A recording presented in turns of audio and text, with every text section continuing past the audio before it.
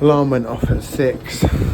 Sort of just lay there until 7. Had a really unexpectedly late night last night due to some family issues, I suppose. So stayed up really late, and then now feeling very tired this morning. But yeah, even though my alarm went off at 6 and we switched it off, I kind of I've already said 7, I lay there and just got out of bed at 7, had a coffee. Yes, Easter Sunday, and feeling a little bit low.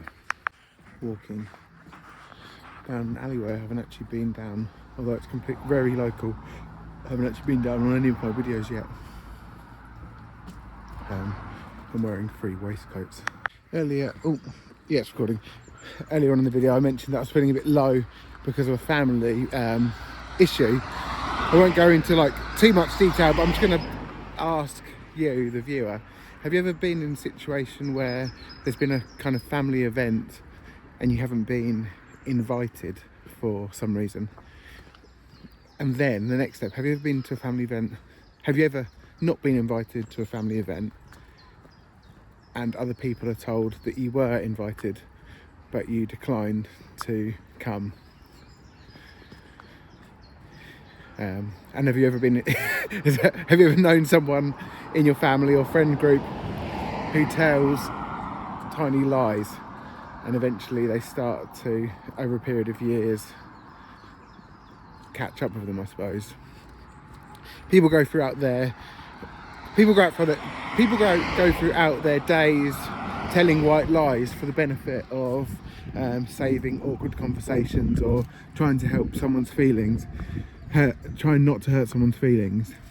But sometimes you can just get yourself in a real muddle, and that's kind of what's happened here, I think. So I've got a family member who historically is known to tell lies.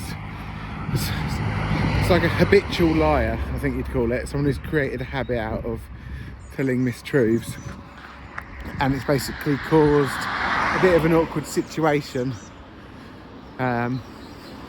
It's very difficult to unpick when you're assuming that it's based on a lie to start with, because there's no rational explanation, rhyme or reason. So yeah, that's where I'm at today.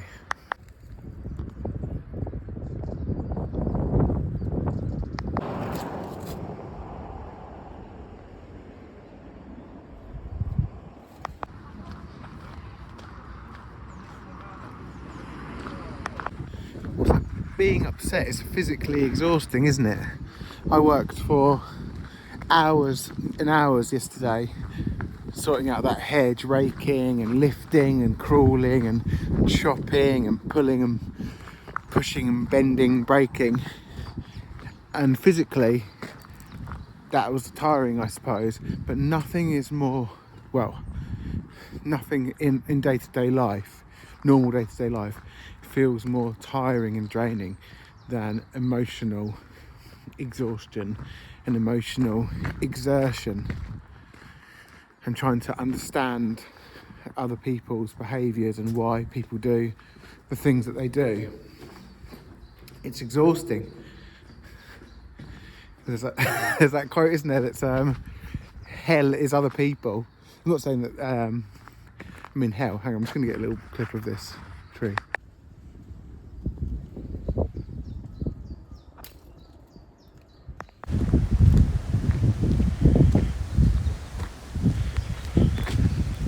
So yeah, as Brits, we can sometimes not mean what we say, and there's a kind of cruelty, accidental cruelty, I suppose, or sometimes intentional cruelty, that comes with poor communication or lack of clear communication.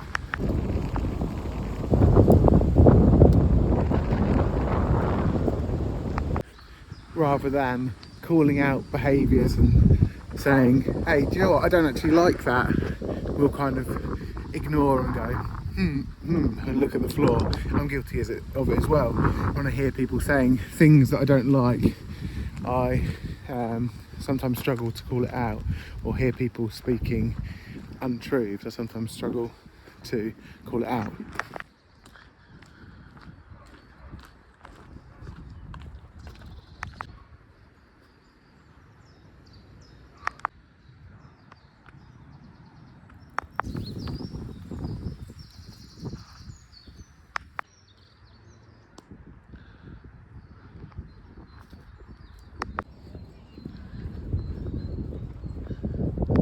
Another thing that Brits have a tendency to do is when they're invited to do something, hey, would you like to come for dinner tonight with me and my friend?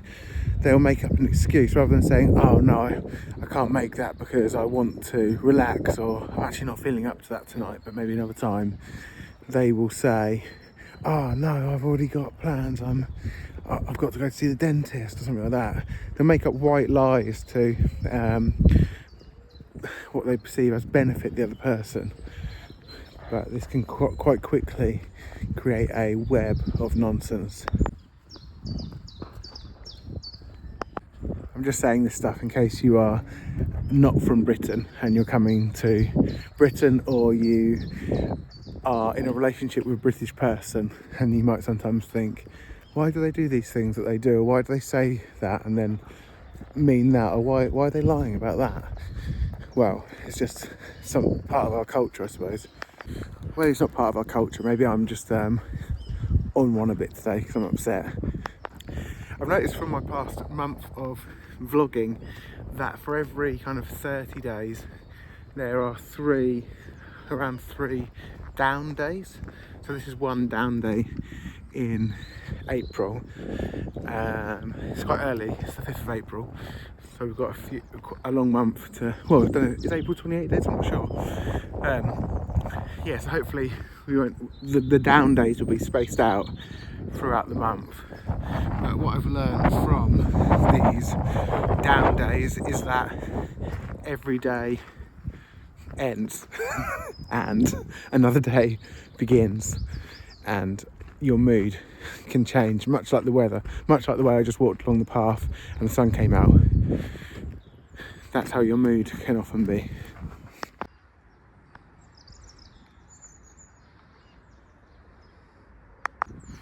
Which is good to know. This too shall pass, or whatever the saying is. Because I've got such a backlog of these videos sitting in my YouTube creator studio, I don't know when these particular videos will actually be live, and I don't watch any of the footage back, so I just want to put a disclaimer that my views are liable to change, and I know this is quite personal stuff in a way, but yeah, I'm sure not many people will watch it anyway, so that's alright. Steps wise, we're at 1,700. I think by the time I get home I should be around 2,300. We're actually going to a family event now for Easter, so that'll be a lot of sitting down. So today might be a struggle to get my 10k, but I've managed it other days, so hopefully I can get it done today. Oh shit, and I'm working at 5 PM doing delivery until 9, so yeah, it's gonna be late night walking. Got the sound of a lawnmower, the smell of petrol and fresh cut grass.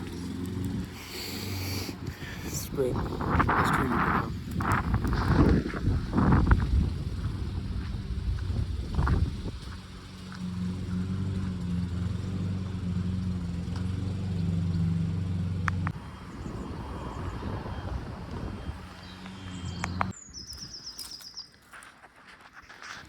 Also, this is not me meaning to be inflammatory. It's Easter Sunday today. Do Christians actually believe that Jesus was crucified and then came back to life? So they rolled away the stone at the tomb and his body wasn't there. Is it a Christian belief that he actually came back to life and left, or is it a metaphor for something? Was it a metaphor for? I need to do a bit of studying, I suppose. Glory, he is risen, and his body was gone. Is that what people actually believe, that his body was gone? I mean, that could make sense. His body could go, could be taken away by people or animals or eaten by something. It's just it's a bit confusing.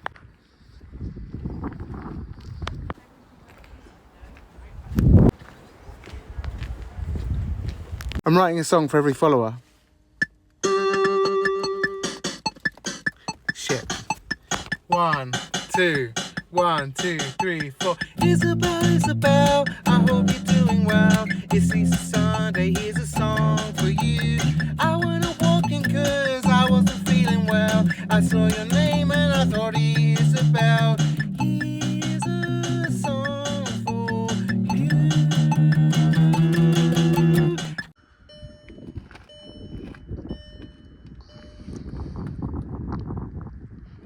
Delivering takeaway food, feeling exhausted.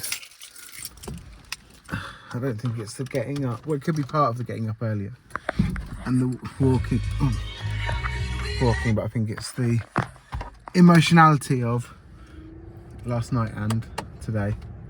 I think this might be the crappiest I've felt since I've started doing these vlogs. So this one probably has some sort of clickbait negative title, like the lowest I've felt or something like that, but we'll see.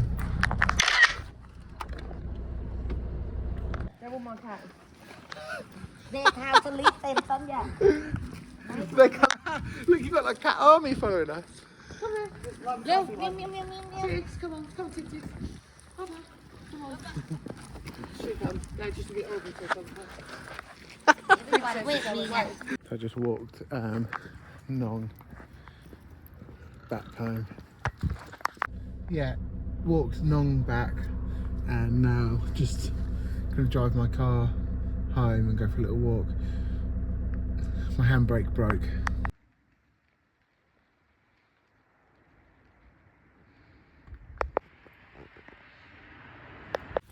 Okay, I didn't massively feel like it, but I've come out for a walk and I'm now walking into the next village, and I'm feeling much better already.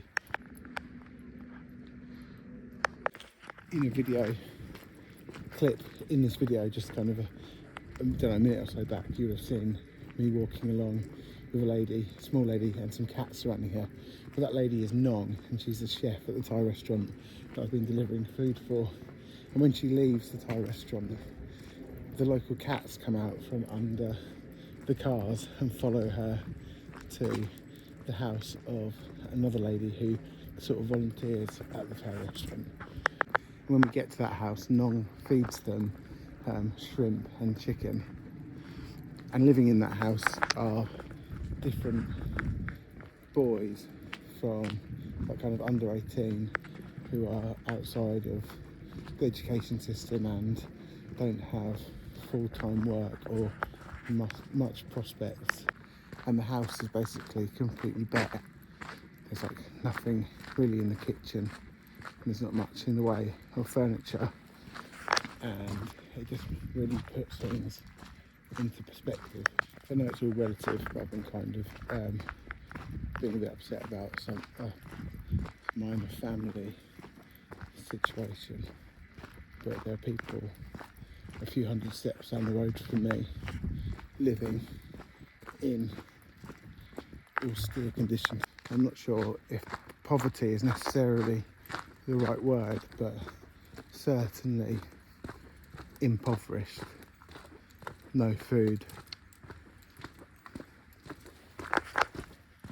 Yeah, it's made me, it's not necessarily made me feel better, but it's made me, I don't know, take a step back and realise that others are in desperate situations, and I'm lucky to have everything that I've got. I'm just walking back along the track towards where I live, and it's one of the many paths that I've walked in previous videos. The one where there's daffodils either side. And I'm walking it in the dark, and the daffodils are through that hedge there. And I can't see them, but I can smell them. So it's a complete different experience. can't see anything actually because this light's blinding me.